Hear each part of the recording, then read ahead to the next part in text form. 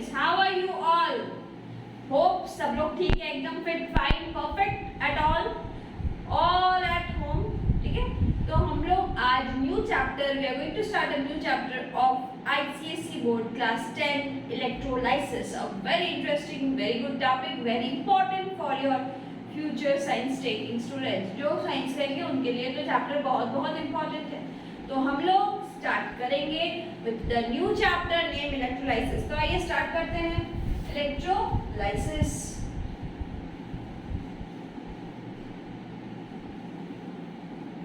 तो इलेक्ट्रोलाइसिस में करना क्या है, अपने को क्या है इस चैप्टर में, पहले ये समझ लो। तो इलेक्ट्रोलाइसिस क्या चीज है, इस पहले वर्ड का मतलब समझते हैं। इलेक्ट्रो का मतलब हो गया flow of electron, flow of electrons.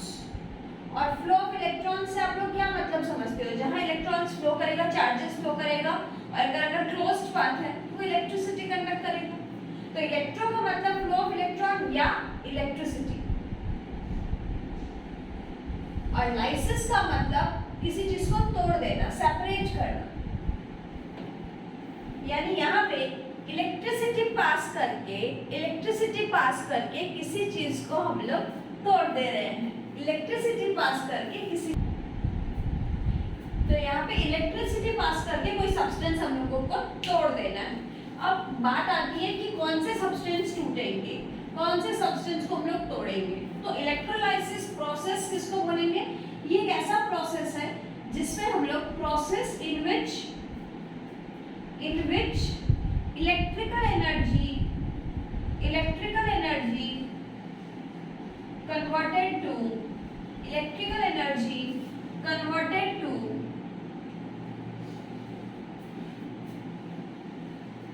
chemical energy। तो यहाँ पे हम लोग इलेक्ट्रिकल एनर्जी से किस एनर्जी में कन्वर्ट करेंगे? कोई चीज में हम लोग जूम इलेक्ट्रिसिटी पास करेंगे, यूं इलेक्ट्रिसिटी पास करके वो कंपाउंड टूट जाएगा, कंपाउंड टूट के कुछ केमिकल रिएक्शंस होंगे, केमिकल चेंज होगा, केमिकल एनर्जी निकलेगी, और वहां से जो एनर्जी निकलेगी उसी को हम लोग बोलते हैं केमिकल एनर्जी। तो यहाँ पे हम लोग इलेक्ट्रिकल एनर्जी दे के केमिकल एनर्जी रेडी होगी, केमिकल एनर्जी प्रोड्यूस होगी। तो इसी प्रोसेस को हम लोग बोलते हैं इलेक्ट्रोलाइसिस। अब सवाल आता है कि कौन सी सारे कंपाउंड्स में ऐसा होता है क्या इलेक्ट्रिकल एनर्जी दिया और वो बन गया सीधा केमिकल एनर्जी में कन्वर्ट हो गया? नहीं, कुछ चीजें इलेक्ट्रिसिटी कंडक्ट करती है, कुछ इलेक्ट्रिसिटी कंडक्ट नहीं करती। अब इलेक्ट्रिसिटी कौन कौन कंडक्ट करती है? तो इलेक्ट्रिसिटी कंडक्ट करने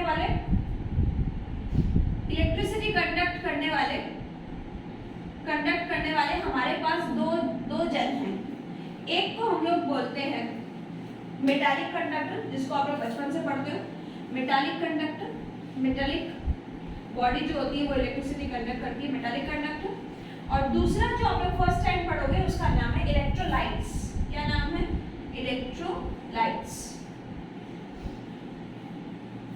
तो मेटालिक कंडक्टर क्या है और इलेक्ट्रोलाइट्स में इनमें डिफरेंस क्या है, और इस चैप्टर में हम लोग इन दोनों में कौन सी कंपाउंड्स को लेकर डील करेंगे। तो बच्चा, मेटालिक कंडक्टर का मतलब जो मेटल्स इलेक्ट्रिसिटी कंडक्ट करता है। अब हमारे घर में जो वायर्स होती है, कंसील्ड वायर, वो किस चीज की होती है? कॉपर की होती है। तो मेटालिक कंडक्टर्स का मतलब कौन इलेक्ट्रिसिटी कंडक्ट करता है? इलेक्ट्रॉन्स। तो इधर कैरियर कौन है? इलेक्ट्रिसिटी किसके थ्रू फ्लो करता है? कैरियर कौन है? Electrons, charges, protons, electrons. ये इलेक्ट्रॉन्स की मूवमेंट की वजह से इलेक्ट्रिसिटी कंडक्ट होती है। Electrons are the carrier. और इलेक्ट्रोलाइट्स में पता है क्या होता है? इलेक्ट्रोलाइट सॉल्यूशन होता है। क्या होता है? सॉल्यूशन। मान लो नमक को पानी में मिला देंगे तो वो जो सॉल्यूशन बनेगा वो है इलेक्ट्रोलाइट्स। ठीक है, एसिड को पानी में मिला देंगे तो वो जो सॉल्यूशन है, एसिड का सॉल्यूशन, दैट इज इलेक्ट्रोलाइट। तो इलेक्ट्रोलाइट्स में इलेक्ट्रॉन कैरियर नहीं है, इलेक्ट्रोलाइट्स में आयंस कैरियर है। आयंस, उनके भीतर जो Na+Cl- वो कैरियर है। तो यहाँ पे कैरियर कौन है? यहाँ पे इलेक्ट्रिसिटी किसके थ्रू कैरी होगा? Carrier of electricity, electrons. Carrier of electricity कौन है? आयंस। यहाँ पे आयंस होते हैं, आयंस। ठीक है, अच्छा, यहाँ पे कौन इन्वॉल्व है? इसमें इन्वॉल्व है metals, metal bodies involve.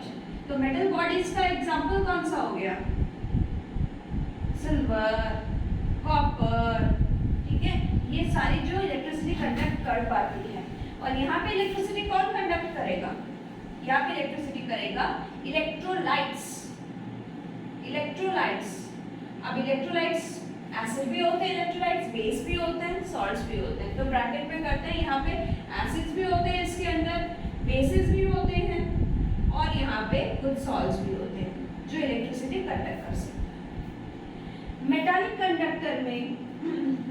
Conductor में आपका हर एक स्टेट में इलेक्ट्रिसिटी कंडक्ट हो सकता है। सॉलिड में भी, मतलब वो कोई स्टेट का प्रॉब्लम नहीं है, सॉलिड स्टेट में भी इलेक्ट्रिसिटी कंडक्ट होती है, लेकिन इलेक्ट्रोलाइट्स कभी सॉलिड स्टेट में इलेक्ट्रिसिटी कंडक्ट नहीं कंडक्ट कर सकता। तो कंडक्ट इलेक्ट्रिसिटी, ओके, यहाँ पे इलेक्ट्रिसिटी कंडक्ट कैसे होता है? इट कंडक्ट इलेक्ट्रिसिटी, क्या स्पेलिंग लिख लें, ये हटा देना, हाँ, conduct electricity in solid as well as liquid state। यहाँ पे लिक्विड स्टेट में भी इलेक्ट्रिसिटी कंडक्ट होता है, सॉलिड स्टेट में भी इलेक्ट्रिसिटी कंडक्ट होता है। किसमें? Metallic conduct. लेकिन उसमें इलेक्ट्रिसिटी कंडक्ट कैसे कंडक्ट होगी? कंडक्ट इलेक्ट्रिसिटी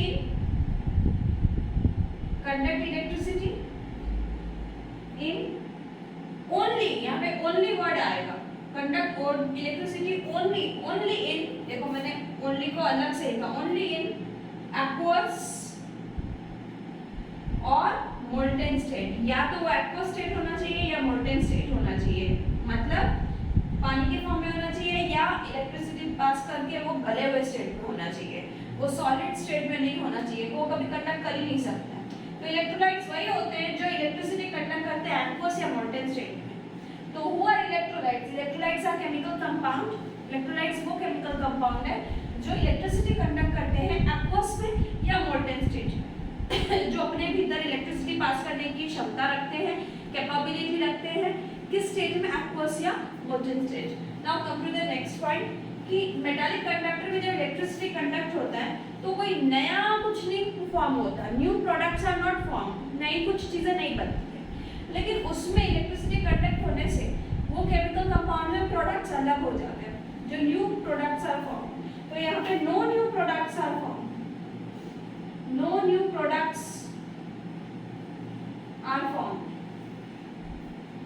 इलेक्ट्रिसिटी कंडक्ट के बाद कोई नई प्रोडक्ट्स नहीं मिलती, लेकिन यहाँ पे न्यू कंपोजिशन, न्यू चीजें बन जाती है, न्यू प्रोडक्ट्स आर फॉर्म। तो ये बात क्लियर हुई मेटालिक कंडक्टर और इलेक्ट्रोलाइट्स में क्या डिफरेंस है। मेटालिक कंडक्टर्स में मेटल्स इलेक्ट्रिसिटी कंडक्ट कर रहे हैं या अलॉयज इलेक्ट्रिसिटी कंडक्ट कर रहे हैं, उस मेटल्स और अलॉयज के भीतर electrons are the carrier, electrons carrier है, ठीक है। मैं रिवाइज करवा रही हूँ कि उसके भीतर कौन इलेक्ट्रिसिटी कंडक्ट करवाता है, जब तक इलेक्ट्रॉन्स फ्लो करेंगे तो इलेक्ट्रिसिटी कंडक्ट होगी। और यहाँ पे कैरियर कौन है, कौन लेके जाता है? इलेक्ट्रॉन्स नहीं है, यहाँ पे हमारे आयंस है। लाइक NaCl है तो उसके भीतर आयंस होगा Na+Cl-। अगर HCl है तो H+Cl- कंडक्ट करेगा, तो आयंस आर द कैरियर। यहाँ पे metal bodies involve, metal bodies या अलॉयज आर इन्वॉल्व, और यहाँ पे इलेक्ट्रोलाइट्स आर इन्वॉल्व। इलेक्ट्रोलाइट्स कौन होते हैं? ऐसे केमिकल कंपाउंड जो इलेक्ट्रिसिटी कंडक्ट करने की कैपेसिटी रखते हैं, which conduct electricity in molten and aqueous state।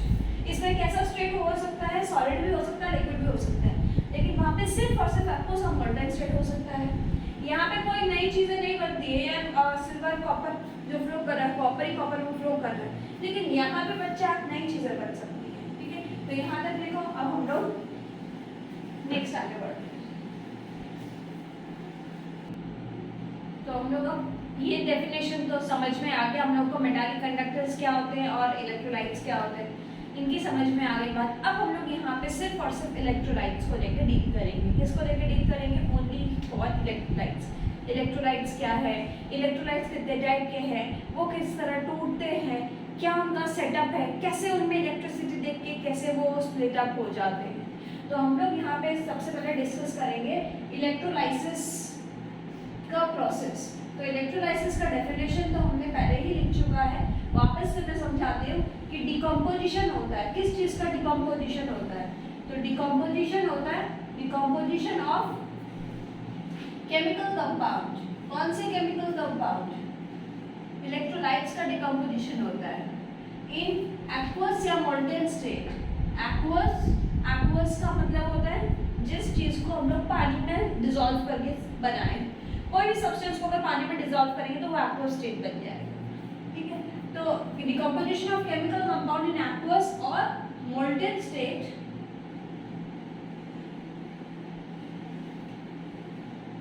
To get chemical energy by passing, क्या पास करेंगे? by passing electricity, electrical energy या electricity। तो this is electrolysis। अब electrolysis में कौन इन्वॉल्व होता है? इलेक्ट्रोलाइट्स इन्वॉल्व होते हैं। तो इलेक्ट्रोलाइट्स में बच्चा इलेक्ट्रोलाइट्स भी आपका दो कैटेगरी आता है। इलेक्ट्रोलाइट्स का भी दो कैटेगरी है। नंबर ए, स्ट्रॉन्ग इलेक्ट्रोलाइट हो सकता है वो, या वीक इलेक्ट्रोलाइट्स हो सकता है। आपको इलेक्ट्रोलाइट समझ में आ गया ना क्या होता है? इलेक्ट्रोलाइट क्या होता है? जो इलेक्ट्रिसिटी कंडक्ट करता है एक्वस या मोल्टेन स्टेट में। ऐसे केमिकल कंपाउंड जो इलेक्ट्रिसिटी कंडक्ट कर सकते हैं, लेकिन स्टेट क्या होती है उनके एक्वस या मोल्टेन। तो या तो वो स्ट्रॉन्ग हो सकते हैं या वीक। अब स्ट्रॉन्ग और वीक का डिफरेंस क्या है? स्ट्रॉन्ग इलेक्ट्रोलाइट्स वो इलेक्ट्रोलाइट्स होते हैं जिनमें इलेक्ट्रिसिटी कंडक्ट करने से वो पूरी तरह से चूर पूरी तरह से टूट जाते हैं। तो इसका फर्स्ट पॉइंट होगा इट आयोनाइज्ड, ये पूरी तरह से आयोनाइज्ड हो जाता है। इट गेट्स कंप्लीटली आयोनाइज्ड, पूरी तरह से आयन से टूट सकता है। आयोनाइज्ड इनटू आयंस, पूरी तरह से आयंस में वो टूट सकते हैं। जैसे HCl जब टूटेगा पानी में डालने से तो पूरी तरह से टूट जाएगा 100%। एक बेस का एग्जांपल देती हूँ, सोडियम हाइड्रोक्साइड पूरी तरह से टूट जाएगा Na+OH। तो ये 100% आयंस में कन्वर्ट हो जाता है। लेकिन वीक इलेक्ट्रोलाइट 100% आयंस में कन्वर्ट नहीं होते। वीक इलेक्ट्रोलाइट क्या होता है? It gets partially dissociated, it gets partially ionised. Partially ionisation होता है, पार्शियली अनआयोनाइज्ड फॉर्म में रहता है। तो मान लो acetic acid, it is a weak electrolyte. तो एसिटिक एसिड जब टूटेगा तो हमारा एक तो बनेगा एसिटेट आयंस और एक बनेगा H+। तो ये दो फॉर्म में रहता है। किस दो फॉर्म में रहेगा बच्चा? एक तो रहेगा इस फॉर्म में भी कुछ रहेगा, कुछ इसके फॉर्म में रहेगा, क्योंकि ये पूरी तरह से तो टूट नहीं रहा है। अगर ये पूरी तरह से टूटेगा नहीं तो कुछ आयोनाइज्ड के फॉर्म में रहेगा, कुछ अनआयोनाइज्ड फॉर्म में रहेगा। क्लियर? यस, प्लीज समझ में आया? अच्छा, अब ये पूरी तरह से अगर टूटेगा तो यहाँ पे नंबर ऑफ आयन ज्यादा है, वहाँ नंबर ऑफ आयंस कम है। तो यहाँ पे नंबर ऑफ आयंस मोर, वहाँ पे नंबर ऑफ आयंस लेस। तो बताओ जितने आयंस रहेंगे उतनी अच्छी इलेक्ट्रिसिटी कंडक्ट होगी, उसमें इलेक्ट्रिसिटी कंडक्ट कम होगी। तो यहाँ पे number of ions more, comma, bulb will grow more brighter। इससे अगर कोई बल्ब जलाते हैं तो ज्यादा ब्राइट जलेगी, लेकिन वहां पे डिमर होगा। Bulb will glow dimmer, dim चलेगा, डिमर टाइप का, थोड़ा हल्का फुल्का, लेस ब्राइट रहेगा। क्या चीज समझ आई कि क्या हो रहा है? तो कौन क्या चीज हो रहा है जल्दी बताओ? एक आयोनाइज हो जा रहा है, एक पार्शियली आयोनाइज हो रहा है। एक बढ़िया से बल्ब को पूरी तरह से ग्लो करवा रहा है और एक में हल्का फुल्का ग्लो करवा रहा है। इसमें ओनली आयंस है, उसमें आयंस और मॉलिक्यूल्स दोनों हैं। ठीक है, तो इसमें only ions are present, only ions are present. लेकिन यहाँ पे आयोनाइज्ड फॉर्म में भी अनआयोनाइज्ड फॉर्म में भी है। तो अनआयोनाइज्ड फॉर्म में तो मॉलिक्यूल है, आयोनाइज्ड फॉर्म में ये है both ions and molecules are present.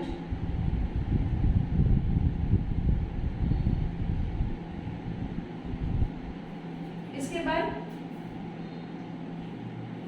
Electricity better conduct ये करेगा, they are good conductors, they are bad conductor, they are less good conductors, so they are very good conductor of electricity, very good conductors, and they are हल्का फुल्का electricity conduct करता है,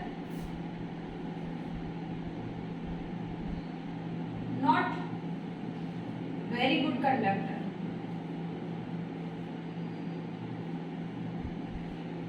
तो देखो strong electrolyte और weak electrolyte का example, ये ही example लिख ले सकते हो, HCl, NaOH, NaCl 1 2 3, वहाँ ऑर्गेनिक एसिड सारा आ जाएगा, एसिटिक एसिड, टार्टरिक एसिड, सारे जो ऑर्गेनिक एसिड है वो जनरली वीक इलेक्ट्रोलाइट्स है। ठीक है, तो ये स्ट्रॉन्ग इलेक्ट्रोलाइट्स हो गए, वीक इलेक्ट्रोलाइट्स हो गए। अब अच्छा इलेक्ट्रोलाइट्स तो ये दो हो गए, जो इलेक्ट्रिसिटी कंडक्ट ही नहीं कर सकता है उनका नाम भी हम बोल सकते हैं, उनको हम बोल देंगे नॉन इलेक्ट्रोलाइट्स। तो नॉन इलेक्ट्रोलाइट्स कौन है? जो does not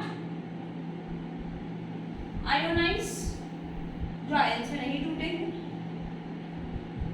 in aqueous and molten state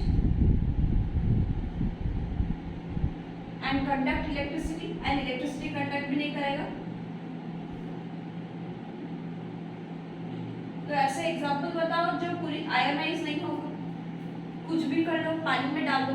example glucose, घर में हम लोग ग्लूकॉन डी पीते हो, ग्लूकॉन डी का जो ग्लूकोज होता है उसको पानी में डालो, वो एक्वस स्टेट है, लेकिन वो एक्वस स्टेट कभी भी इलेक्ट्रिसिटी कंडक्ट नहीं करेगा। ग्लूकोज, चीनी, शुगर सॉल्यूशन कभी इलेक्ट्रिसिटी कंडक्ट, नमक का सॉल्यूशन करेगा इलेक्ट्रिसिटी कंडक्ट, लेकिन sugar solution will not conduct electricity. Sugar solution, glucose solution, alcohol, these are all non electrolytes. And electrolytes कौन है? स्ट्रॉन्ग और वीक। स्ट्रॉन्ग के एग्जांपल एसिटिक एसिड, बहुत कॉमन एग्जांपल। ठीक है, तो यहाँ तक क्या समझ में आ रही है आपको बातें? समझ में आ रही है तो जल्दी से एक लाइक बटन आपको क्लिक करनी है, क्लिक कर दो लाइक बटन को अगर समझ में आ रही है तो। फिर आगे बढ़ते हैं और अपने फ्रेंड्स को भी शेयर कर दो, वो भी ज्वाइन हो जाए, वो भी इस वीडियो को अवेल कर पाए और मोटिवेशन मिलता रहे। कमेंट करो कि कोई प्रॉब्लम हो रही है, क्या वीडियो चाहिए, नेक्स्ट कौन सा चैप्टर चाहिए। ओके, तो हम लोग अब इसको आगे बढ़ाते हैं। नॉन इलेक्ट्रोलाइट्स हो गए। अब आप लोग पूछेंगे कि ये स्ट्रॉन्ग और इलेक्ट्रोलाइट दोनों इलेक्ट्रिसिटी कंडक्ट करता है, करेक्ट? तो स्ट्रॉन्ग और वीक में कौन कितना इलेक्ट्रिसिटी कंडक्ट करता है, कैसे पता लगेगा? मतलब कितना परसेंट आयोनाइज हो रहा है, कितना परसेंट आयोनाइज हो रहा है। तो एक नई आज हम लोग फिर एक डेफिनेशन पढ़ेंगे, उसका नाम है डीओडी। डीओडी का मतलब डिग्री ऑफ डिसोसिएशन। ये हम लोग एसिड बेस चैप्टर में भी पढ़ के आ चुके हैं। अल्फा याद करो, तो अल्फा डीओडी का मतलब है जितना फ्रैक्शन, क्या जितना फ्रैक्शन हमारा ये इलेक्ट्रोलाइट्स टूट रहा है, ब्रेक हो रहा है, तो ज्यादा ब्रेक कौन हो रहा है? तो इसकी फ्रैक्शन ज्यादा रहेगी, बल्कि इसकी फ्रैक्शन तो 100% रहेगी। तो स्ट्रॉन्ग इलेक्ट्रोलाइट्स का अल्फा कितना होता है? 100%, यानी अल्फा इक्वल्स टू 1। ये जो फ्रैक्शन है अल्फा क्या है?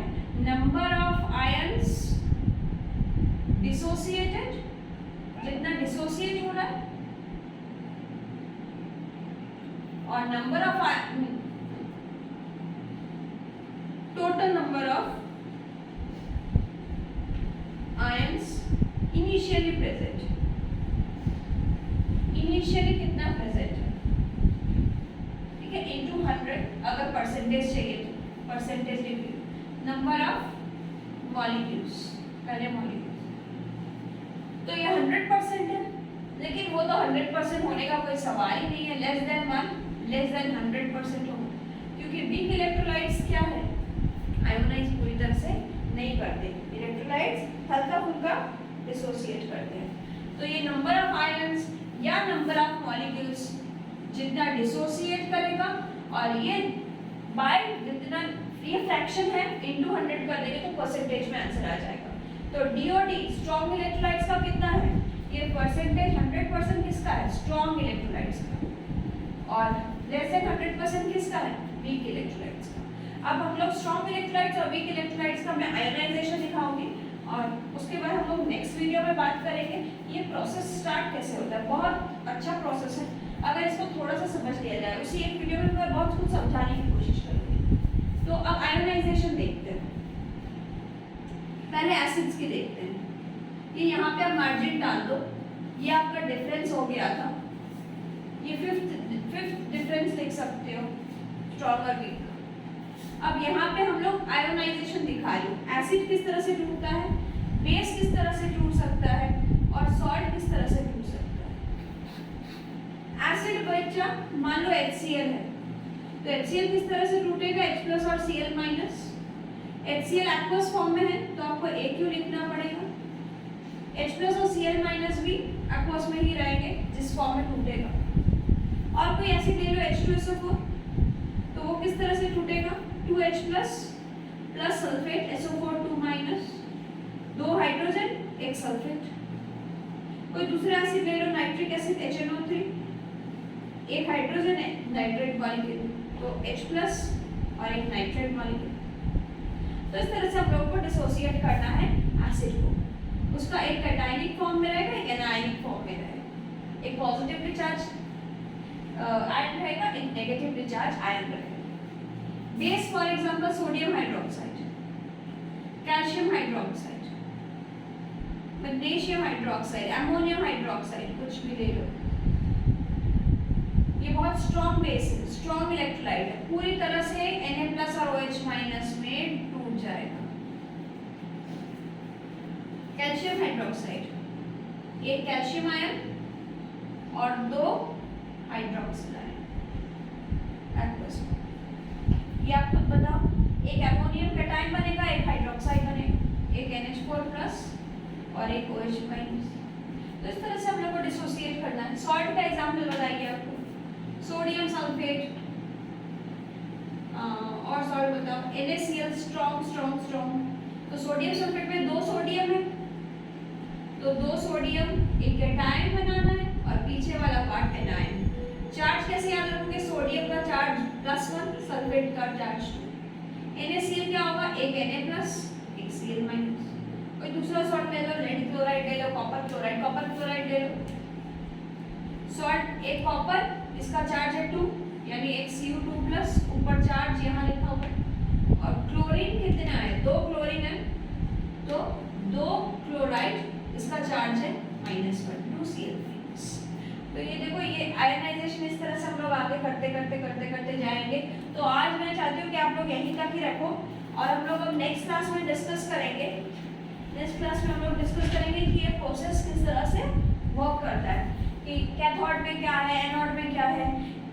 फिर कैथोड एनाइड में जब इलेक्ट्रोलाइट्स लेंगे तो इलेक्ट्रिसिटी पास करके उस टैंक में इलेक्ट्रिसिटी पास करने से वो इलेक्ट्रोलाइट्स के जो कैटायन एनायन है माइग्रेट किस तरफ करेंगे, positively charge cation negative electrode पे माइग्रेट करेगा, नेगेटिव वाला आयन पॉजिटिव इलेक्ट्रोड की तरफ माइग्रेट करेगा, माइग्रेट करके कैथोड में एक प्रोडक्ट डिपॉजिट होगा, एक एनोड में प्रोडक्ट डिपॉजिट होगा।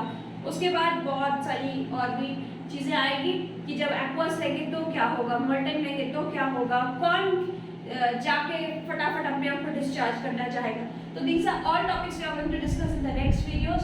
सो please do share this video and do complete this topic before starting the next video, क्योंकि फर्स्ट इंट्रोडक्शन बहुत ज़रूरी होता है आगे चैप्टर्स को और अच्छी तरह से करने के लिए। डायरेक्ट हम लोग अगर जंप करते हैं बीचों बीच चैप्टर में तो उतनी तरह से समझ में नहीं आएगा। भले ही आप थोड़ी सी टाइम बचाओगे, लेकिन वो टाइम बचाने के लिए आप बहुत कुछ लॉस कर जाते हो।